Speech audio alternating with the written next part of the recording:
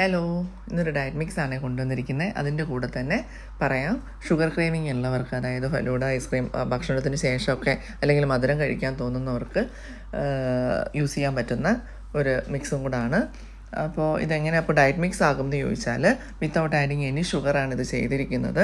അപ്പം ഈ ഡയറ്റ് ചെയ്യുന്നവർക്ക് ഇതൊരു ഫുൾ മീലായിട്ട് എടുക്കാൻ പറ്റും.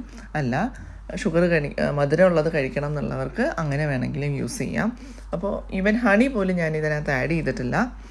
മെയിൻലി ഓട്സും നട്ട്സ്, ഏതെങ്കിലും ഒരു ഫ്രൂട്ട്, ഇതാണ് ആഡ് ചെയ്തിരിക്കുന്നത്. ഓട്സ് ഇത്ര മാത്രമേ എടുത്തിട്ടുള്ളൂ, വളരെ കുറച്ച് ക്വാണ്ടിറ്റി. നട്ട്സ് നിങ്ങളുടെ കയ്യിലുള്ളത് എടുത്താൽ മതി.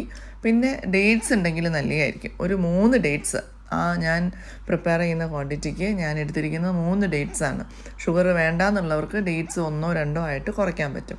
ദെൻ അവൈലബിൾ ഫ്രൂട്ട്സ് ഏതെങ്കിലും, ഞാനൊരു സ്ട്രോബെറിയും ഒരു പഴവുമാണ് എടുത്തിരിക്കുന്നത്. സ്ട്രോബെറി നമ്മൾ ആഡ് ചെയ്യുമ്പോൾ സ്ട്രോബെറിയുടെ നല്ലൊരു ഫ്ലേവർ വരും. ദെൻ ചിയാ സീഡ്സ് ഇരിപ്പുണ്ട്. ചിയാ സീഡ്സും കൂടെ വളരെ ചെറിയ ക്വാണ്ടിറ്റിയിൽ ആഡ് ചെയ്യുന്നുണ്ട്.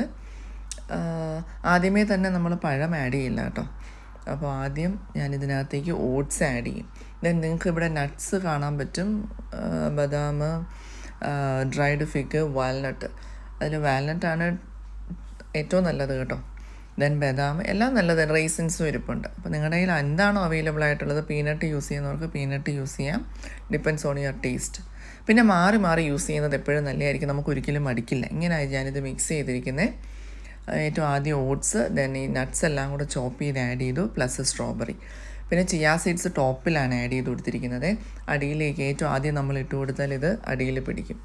അടിയിലിങ്ങനെ സെറ്റിലായി കിടക്കും, വളരെ പാടാണ്. ദെൻ തിളപ്പിച്ചാറ്റിയ പാല് ഒഴിച്ചു കൊടുക്കുക. ദെൻ ഒരു മിനിമം 4 hours നമുക്ക് വെക്കാം.